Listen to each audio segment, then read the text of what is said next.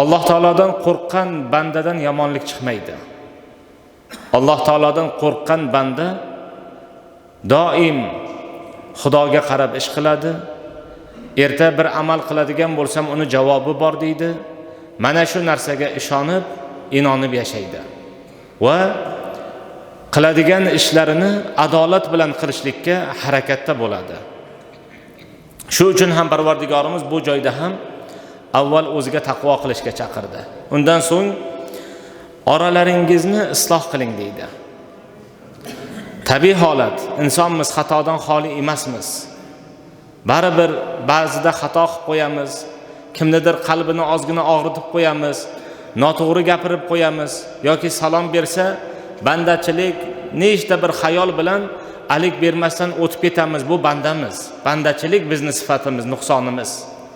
Mana shu kabi hayotda bo'lishligi tabiiy va shu jarayonda demak ikkinchi tomonni xafa bo'lishligi, arazlashib qolishligi, arazlab qolishligi mumkin.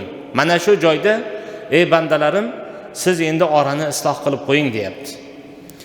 Ikkinchi oyati karimada Robbimiz aytadiki: "Astaizu billah, innamal mu'minuna ikhwatun fa aslihu bayna akhawaykum wattaqulloh la'allakum turhamun." Sadaqallohul azim. Parvardigorimiz bu joyda aytayaptiki, albatta mu'minlar bir-birlariga aka-ukadurlar deydi. Ikhvatun degan so'z tug'ishgan aka-ukaga aytiladi. Demak, mu'min musulmonlarning hammalari bir-birlariga tug'ishgan aka-ukadurlar deydi Robbimiz. Mana shu kabi mu'min musulmonlar yashashligimizni Robbimiz iroda qilyapti.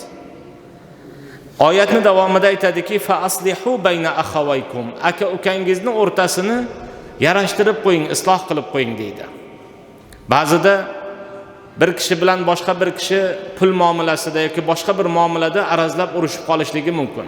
Shu narsani kimdir eshitdimi, bildimi, ularni isloh qilib qo'ying deyapti Parvardigorimiz. Agar mana shu arazlashda, mana shu adovatda bardavom bo'lsa, ko'plab yomonliklar yog'ilishligiga sabab bo'ladi. Fitna kengayadi, har xil so'z bo'ladi, har xil gap bo'ladi.